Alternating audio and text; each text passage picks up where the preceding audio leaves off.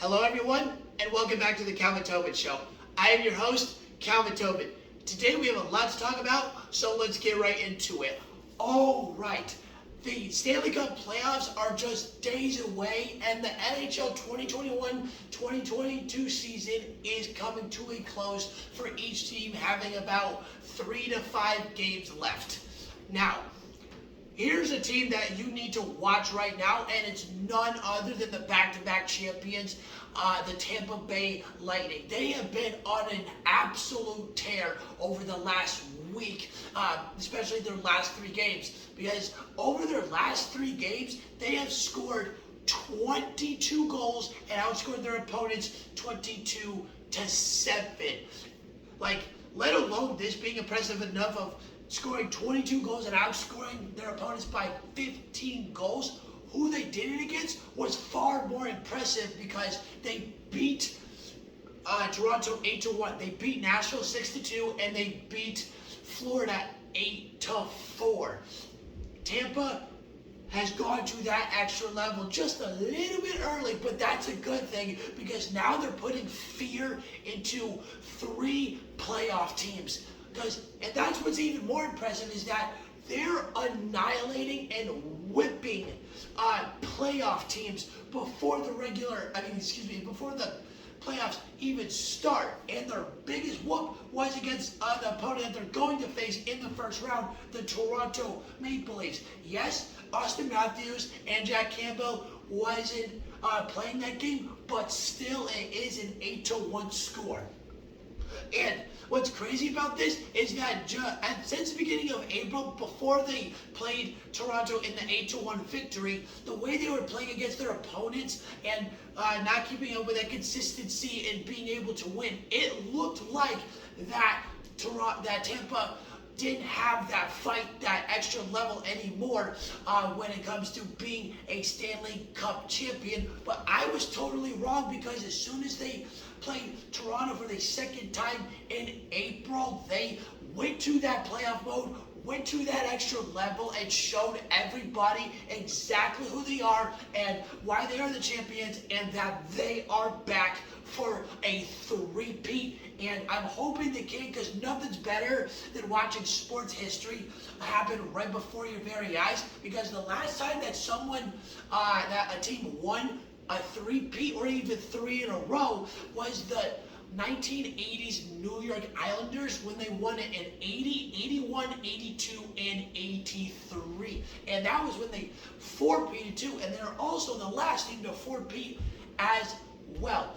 And maybe, just maybe, that Tampa could have went 4-peat, and somehow they did get swept by the Columbus Blue Jackets in 2019. That was surprising. You don't see that very often, especially when it was a historical season, getting 62 wins for that Tampa Bay team. But anyways, heading into the playoffs, the 2 most interesting matchups to watch is Florida Panthers versus Washington Capitals, and Tampa Bay versus Toronto. Now, for Tampa Bay versus Toronto, Toronto is known since 2004 to be a first-round exit. But even though they are playing Tampa, this is their best shot to get out of the first round. Even though that they are playing the champions, this is their best shot because Toronto's been on an all-time tear and greatness, and all thanks to head coach Sheldon Keefe. Now, at the beginning of the season, it looked like Toronto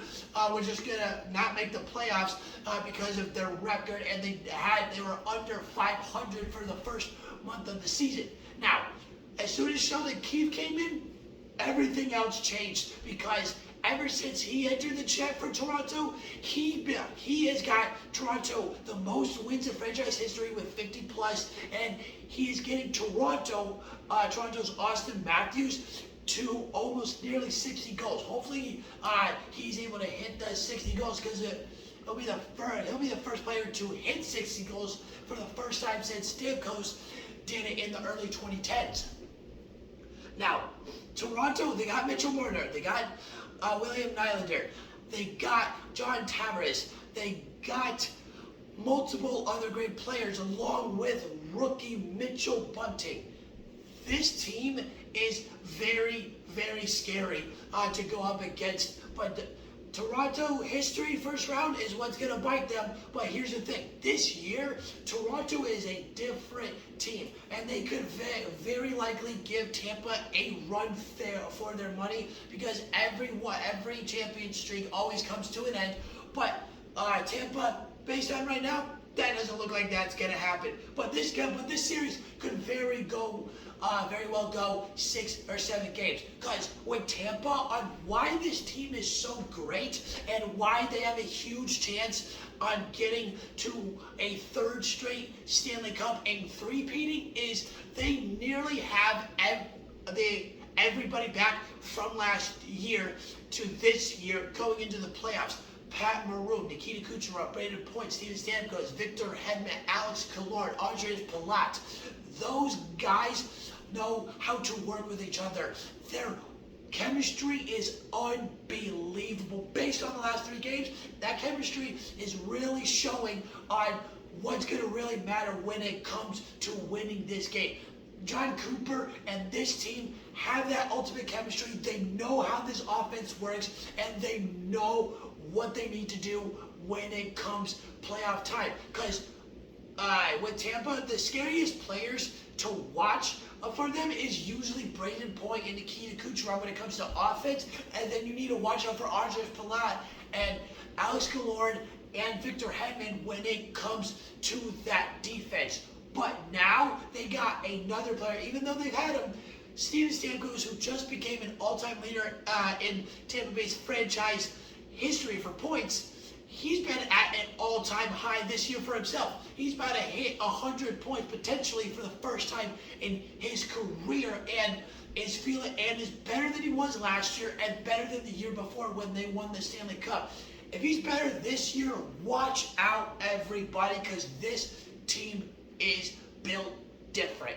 Now, as for Florida going against Washington, Washington's very own grade 8 Alex Ovechkin is looking for his second Stanley Cup, but I don't think that's going to happen. I do believe that they are going to be a first-round exit because Florida is too damn good this year because they are also at an all-time high as a franchise, and this is easily their best team that they had in their history because they are nearly at 60 wins, and that's only happened 3 times in NHL history, with Washington in 1976, Detroit Red Wings in 96, and the Tampa Bay Lightning in 2019.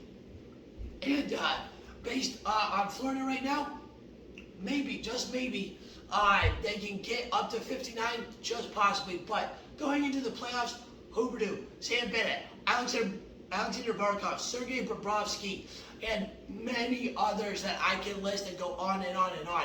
This team is offensively special when it comes to being able to split the offense wide open, to be able to spread the defense, their opponent's defense, and manipulate anybody's defense to get goals left and right, because they are also the highest scoring team in the NHL this year, scoring nearly 5 goals a game.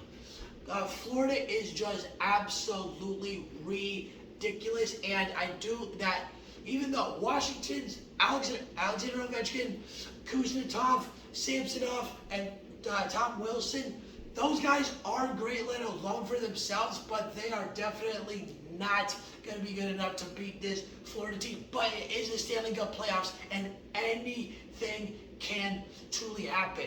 Now, my prediction for the Stanley Cup playoffs right now, I'm going to go, it goes Tampa Bay versus the Colorado Avalanche. And then my victor, I think that there's a huge chance, like I said earlier, that I think Tampa is going to get the three-peat. They just look way too good right now, and they can bring this into the playoffs like they have the last couple of years. Now, my dark horses, there's a couple that I'm a bit iffy about because of how great these teams are. Minnesota with Kirill Kaprizov, only in his second season has already hit 100 points, and these guys are the clutchest team in the NHL this year. And if they can bring that into the playoffs, then they have a huge shot as well. But the other one, because I'm leaning more towards this other one just because of how they are able to do on the power play. Which team is that? It is the New York Rangers. These guys have had one of the most special and historical seasons when it comes to the penalty killing on the power play. There was at one point where they nearly killed like 60 straight. I'm serious. 60 straight. They didn't do it, but it was close. 60 straight penalties that they killed. Because there was at one point where they were like 50, they got 54 for like 58 at one point. Like, when it comes to the penalty kill on the power play, the New York Rangers are like no other, with Adam Fox and Artemi Panarin being able to open that offense when it goes on 5-on-4 and 5-on-3 and being able to score fast and quick and kill that penalty right away. Now, speaking of right away, everyone was expecting when it came to Game 4 that Ben Simmons was going to play right away and start. Nope, Ben Simmons calls out again. He's not playing in Game 4. Are you kidding me? Come on. Why don't hint at us or don't tell us he's ready when he's obviously not? Because now this makes Ben Simmons look even worse. But Ben Simmons has quit on everybody. He quit on LSU. He quit on Philadelphia very fast, especially in the playoffs last year, especially when they needed the most. And now he hasn't even really got started on Brooklyn, and he's already quitting, and they're in the playoffs when they need him the most. Ben Simmons needs to step up and be a man. Okay, yes, he has a hurt back, and yes, people are helping him. But what are the odds that his story is possibly fake? He's just trying to get a money grab out of this. But there's a huge chance that's not true at all. But Ben Simmons needs to get on the court so he doesn't look bad, because what he has done throughout his entire, from college at LSU, it's been looking absolutely horrifying for his career as a character of a basketball player, of who he is on the court. Because if he continues to do this, he's going to make himself look worse and worse and worse. Now, let's stop talking about the negative news and go on to some positive. Miguel Cabrera hit number 3,000, just a simple single. And if you watch that game, you could feel, even if you watched it from home, you could feel and see that uproar and energy from that Detroit Tigers crowd when Miggy hit 3,000. Miggy is the Detroit Tigers, and he finally hit 3,000 as that single, and now he is now the 33rd player in MLB history to do so. He is also the 7th player in MLB history to have 3,000 hits, along with 500 home runs. Oh my gosh, I'm so happy for Miguel Cabrera, and who knows how much longer he is going to play, because he has had one special career. And as of a couple days ago, when he hit number 3,000, that says it itself. Now, speaking of incredible, Wander Franco, in his second year, shortstop for the Tampa Bay Rays, is unbelievable for this Rays. He is already a superstar at hitting and fielding. He has the most hits in the MLB right now, and he's making crazy plays from all the way from one end of the field to the other, and is just making it look so effortless. And the Rays got this kid for 11 to 12 years if he decides to take that option of the 11th year on his contract, which he got for $182 million, guaranteed up to $223 million. And the way Wander Franco is going right now, he's already had 3+ games of 3 or more hits. Wander Franco is one special dude, and I'm not even kidding. He could very well be one of the best hitters. This is also way too early to call, but based on how he's hitting the ball right now, he could have one of the best hitting seasons of all time, because there's only like 2 or 3 games this year just so far, and he's already played nearly 20 games where he hasn't hit at all. Every other game, he's getting 2 or more hits. Wander Franco is going to be absolutely incredible in his career, and is now, especially this new generation of MLB talent is now just getting started, like with Juan Soto, Fernando Tatis, Cody Bellinger, Bo Bichette, Vladdy Guerrero. Ooh, this new generation is going to be fun to watch. Let's just see what they're able to do. Break records, get World Series, become Cy Youngs, or even get MVPs. What can this new generation do? Because it is looking absolutely incredible to watch, and it's making baseball more and more fun to watch again, like it used to be from 10, 20 years ago, when it was at its peak, on when everybody watched this sport. All right, that's the end of the Calvin Tobin Show. Please subscribe to my channel at Calvin Tobin Show so you don't miss out on any sports media, and please follow me on Instagram at Calvin Tobin Show so you don't miss out on any sports news whatsoever. And